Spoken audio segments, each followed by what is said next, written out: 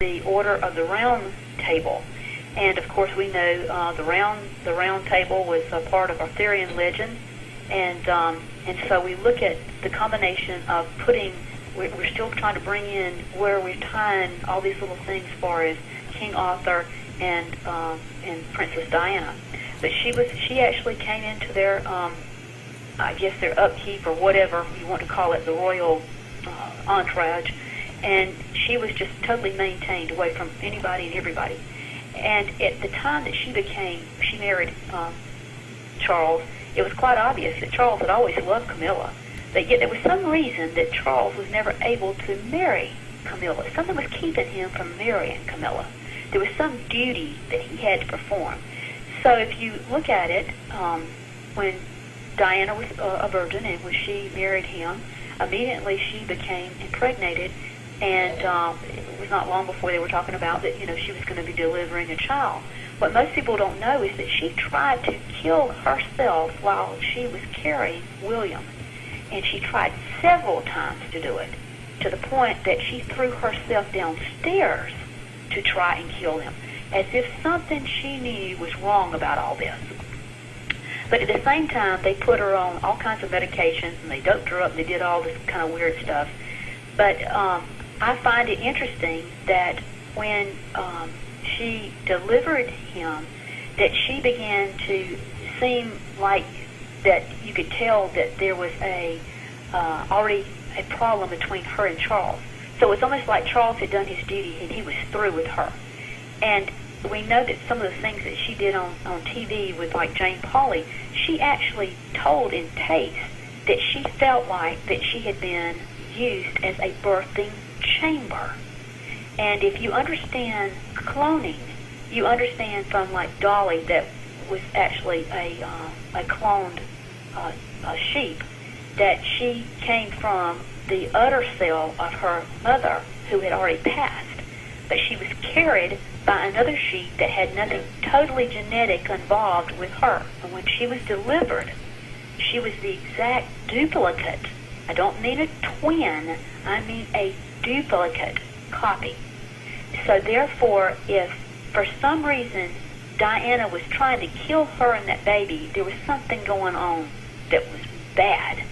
And so if she felt like she was a birthing chamber, then that makes you wonder, was she carrying a egg that had a cloned cell in it, which would not make them genetically connected to her or to Charles?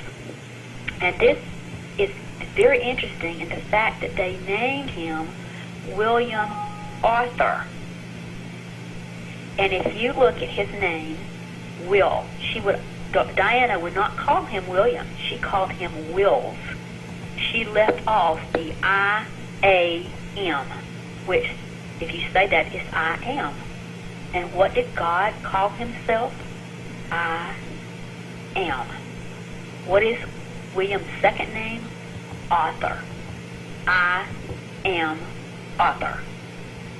And so, if it was the possibility that there was a clone that was developed from a cell on the Shroud of Turin, and Princess Diana was in vitro fertilized, knowing that she was going to have the son, that was the deal, she had to bring about the son, and that child was born on the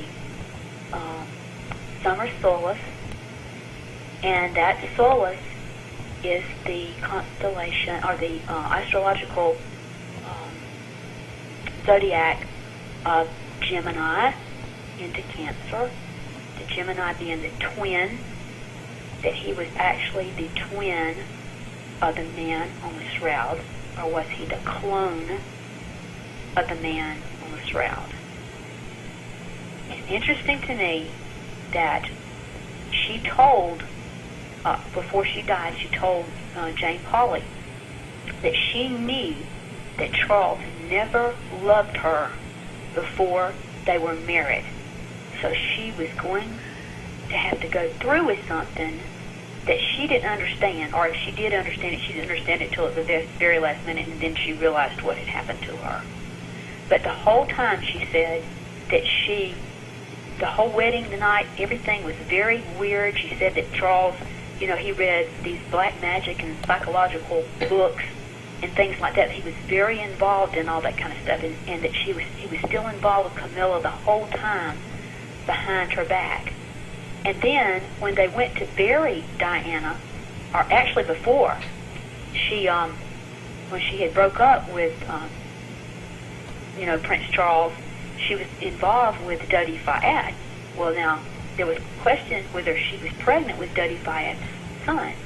If that was the case, and if William is a clone of that Shroud of Turin, then we'd be right back to where we were with Isaac and Abraham and Ishmael, and that was not going to work. So I fully believe that Diana was murdered, and if she was pregnant, that baby was killed or taken, because that would never work out if there was an Arab situation and Muslims involved in being a half-brother to that shroud image, if William is walking in the shroud image of Jesus. And the interesting thing, Diana died in a tunnel that was actually a blood site for the Diana goddess worship, and she died on the 13th pillar, which was really had been there all those years. I just find that just too hard to believe that she was actually blood sacrificed on that area. And if that was the case, then she was turned around and she was put in a black dress, like the Black Madonna. She was put a Catholic rosary in her hand, and she was not a Catholic. So here you're putting a Catholic rosary in the future king's mother's hand and burying her, which is most strange, the connection. And even Tony Blair, once he got out of it, he's turned and he's become a Catholic. So there was a connection there. And then interesting enough, there was a question about the paternity of Diana's child, Harry. And when her best friend interviewed her for her book, she said that Diana said that they had the blood test run of William and of Harry, but the comment was this: the blood, it was as it should be, but she never said who the father was. She said it was as it should be. So the connection to if William is a clone, then his blood was as it should be. And in doing the lineage back to King David, he would fit, because if he walks into the temple and proclaims himself to be king there in a newly built temple, we know that the Sanhedrin have already, reformed to build the temple back.